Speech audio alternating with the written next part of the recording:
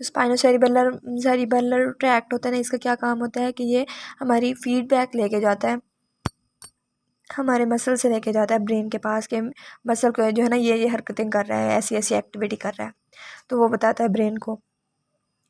ये स्पाइनोसेरिबेलर जो है ना एक तरह से एक तो स्पाइनल कॉर्ड में सिग्नल जाएंगे और दूसरे ऊपर जाएंगे स्पाइनोसेरिबेलर ट्रैक में, ठीक है, इसके ज़रिए ऊपर जाएंगे सिग्नल्स, ठीक है। ये दो होंगे जो ये लोकल कॉर्ड सिग्नल्स हैं, ये इनहिबिटरी इन्फ्लुएंस देंगे, इस वजह से रिलैक्सेशन रिस्पॉन्स होगा, मसल लेंथनिंग होगी, ठीक है। और जो बाकी वो कह रहे हैं ये वाला है जो स्पाइनोसेरिबेलम वाला है वो हम सेरिबेलम में स्टडी करेंगे आगे। टेंडन रिफ्लेक्स के फंक्शंस क्या हैं, इसके दो फंक्शंस हैं, एक तो एक्सेसिव टेंशन को प्रिवेंट करता है, दूसरा इक्वलाइज करता है कॉन्ट्रैक्टाइल फोर्स। आपने इसका कॉन्सेप्ट समझ लें। देखें, अब एक्सेसिव टेंशन हो गई है मसल पे, मसल बहुत ज़्यादा जो है ना टेंस हो गया, उसको बहुत ज़्यादा ऐसा समझ लें कि वो अक्का पड़ा है बहुत ज़्यादा, उसको बहुत ज़्यादा टेंशन हो गई उसको, तो क्या जी करेगा, गोल्जी टेंडन ऑर्गन स्टिमुलेट होगा बहुत ज़्यादा टेंशन की वजह से, स्पाइनल कॉर्ड के पास सिग्नल्स भेजेगा, वहाँ से नेगेटिव सिग्नल्स आएंगे, इस नेगेटिव फीडबैक की वजह से क्या होगा कि मसल की टेंशन रिलीज़ हो जाएगी, जैसे हमने पीछे पढ़ा है, मसल की टेंशन रिलीज़ हो जाएगी। फिर आगे है लेंथनिंग रिएक्शन। लेंथनिंग रिएक्शन तब होता है जब जो है ना मसल पे टेंशन बहुत ज़्यादा बढ़ जाए, जब बहुत ज़्यादा वो अपनी बर्दाश्त से बढ़ने लगे तो जो है ना ये अचानक ही जब इधर जो है ना बहुत ज़्यादा टेंशन बढ़ जाती है तो इधर सेम सिग्नल्स आएंगे स्पाइनल कॉर्ड के पास और वहाँ से जो है ना मसल के पास आएंगे, इसकी वजह से अचानक से पूरा का पूरा मसल रिलैक्स हो जाएगा। जैसे बहुत ज़्यादा टेंशन बढ़ी, उसके रिस्पॉन्स में पूरा का पूरा मसल इंस्टेंटेनियसली फ़ौरन रिलैक्स कर जाएगा, ठीक है। अब इसको हम कहते हैं लेंथनिंग रिएक्शन, मतलब पूरा का पूरा ऐसे लेंथन, जैसे हम कुछ ऐसे फुली किसी चीज़ को ऐसे वो करते हैं ना, टेंस करके छोड़ देते हैं तो फिर अचानक से वो रिलैक्स हो जाती है, तो वैसे ही है इसका लेंथनिंग रिएक्शन। इसका फ़ायदा ये होता है कि ये जो है ना ये टेयरिंग ऑफ द मसल और एवल्यूशन ऑफ द टेंडन, मतलब मसल फाइबर्स पे बहुत ज़्यादा टेंशन बढ़ गई है तो वो फट ना जाए, वो टूट ना जाए, इनसे बचाने के लिए ये एक प्रोटेक्टिव मैकेनिज्म होता है।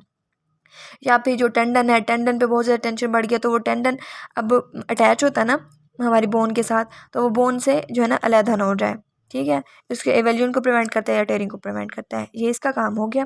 दूसरा काम है equalize the contractile forces among the muscle fibres, ये काम होता है। अब देखें, जैसे एक मसल है, ठीक है, मैं यहाँ पे बना देती हूँ, ये इसके मसल है और इसके जो है ना मसल फाइबर्स हैं। अब इसमें जो है ना कुछ मसल फाइबर्स होंगे उन पे जो है ना फोर्स या टेंशन ज़्यादा होगी, कुछ मसल फाइबर्स हैं जिन पे टेंशन कम होगी, मतलब कुछ पे लोड ज़्यादा है कुछ पे कम है। तो गोल्जी टेंडन रिफ्लेक्स का क्या काम होता है कि जो जिन पे टेंशन ज़्यादा है ये उनको जाके इनहिबिट कर देता है और जिन पे टेंशन कम है उनको जाके एक्साइट कर देता है, उनको इनहिबिट नहीं करता तो वो एक्साइट हो जाते हैं। मतलब ये है इस बात का कि जिसकी ज़्यादा टेंशन होती है उसकी थोड़ी कम हो जाती है और जिसके पास बिल्कुल ही कुछ लोड वगैरह नहीं होता तो वो लोड जो है ना उधर ट्रांसफ़र हो जाता है, जो इसका कम होता है लोड वो उसके दूसरे वाले के पास ट्रांसफ़र हो जाता है जिसके ऊपर लोड बहुत ही कम होता है। इस वजह से जो सारे मसल फाइबर्स हैं ना उनका लोड इक्वल हो जाता है, कॉन्ट्रैक्टाइल फोर्स उन सब की इक्वल हो जाती है, ठीक है। कोई एक मसल फाइबर जो है ना ओवरलोड नहीं रहता, मतलब एक इंसाफ वाला मामला हो गया।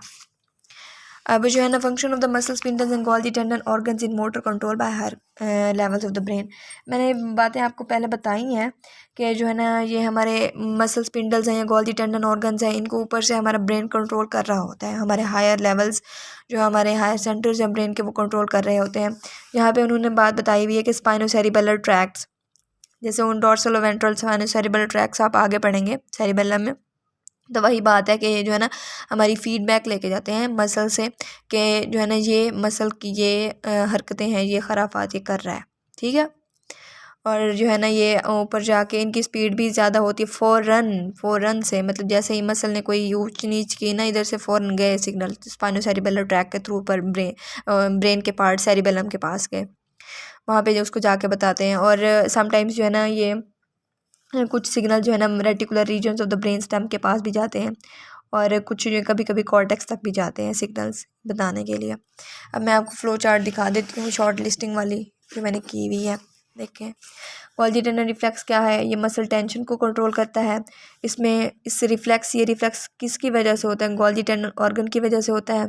और इसमें जो है ना ये किस चीज़ को, इस ऑर्गन का क्या फ़ायदा कि एक इनकैप्सुलेटेड ऑर्गन है, एक सेंसरी रिसेप्टर है जो कि मसल टेंशन को डिटेक्ट करता है। इसका सेम मसल स्पिंडल की तरह डायनामिक और स्टैटिक रिस्पॉन्स होता है। न्यूरोनल सर्किटरी हमने पढ़ी कि टाइप 1B फाइबर से मसल्स से सिग्नल्स लेके जाएंगी, सेंसेशंस लेके जाएंगी कि टेंशन मुझ में ज़्यादा हो गई है, तो वहाँ से दो जगह जाएंगी। अब तो स्पाइनल कॉर्ड में जाएंगी या फिर स्पाइनो सेरिबेलर ट्रैक्ट के ज़रिए जाएंगी सेरिबेलम के पास, या फिर कॉर्टेक्स के पास जाएंगी, सेरिब्रल कॉर्टेक्स के पास। स्पाइनल कॉर्ड के पास जो जाएंगी वो लोकल कॉर्ड सिग्नल्स क्या करेंगे, वो इंटरन्यूरॉन्स को एक्साइट करेंगे उनके साथ साइनैप्स करके। फिर आगे जो इंटरन्यूरॉन्स हमने पढ़ा था पहले के इनहिबिटरी होते हैं, वो एंटीरियर मोटर न्यूरॉन्स को इनहिबिट कर देंगे। एंटीरियर मोटर न्यूरॉन्स जो है ना मसल को इनहिबिट कर देंगे, इस वजह से वो टेंशन रिलीज हो जाएगी। ठीक है। स्पाइनोसेरिबेलर ट्रैक्ट फीडबैक कंट्रोल के लिए रिस्पॉन्सिबल होते हैं कि मैंने ये मतलब मसल ने ये काम कर लिया है, तो अब उसको फर्दर इसके क्या मतलब उसके लिहाज से क्या रिस्पॉन्स होना चाहिए।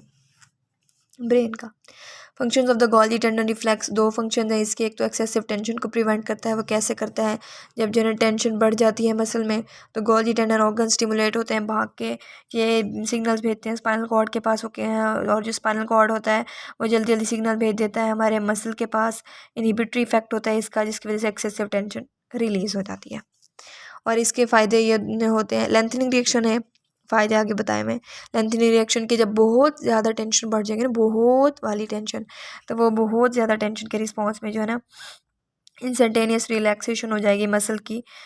इसको कहते हैं लेंथनिंग रिएक्शन। और ये जो है ना प्रोटेक्टिव मैकेनिज्म होता है, टेयरिंग को प्रिवेंट करता है या फिर टेंडन की एवलियन मतलब वो अपनी जगह से उखड़ ना आए।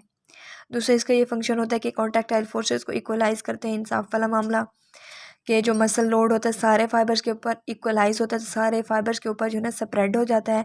इस वजह से सिर्फ अकेले किसी एक एरिया में जो है ना डैमेज को प्रिवेंट करते हैं। और दूसरा ये था कि high levels of the brain control कर रहे होते हैं गोल्जी टेंडन और स्पिंडल रिसेप्टर्स को, जो है ना वो किन के जरिए कर रहे होते हैं control, spinocerebellar tract, dorsal and ventral. इनकी स्पीड 120 मीटर पर सेकेंड होती है और ये हमारे फीडबैक कंट्रोल के लिए ज़रूरी होते हैं।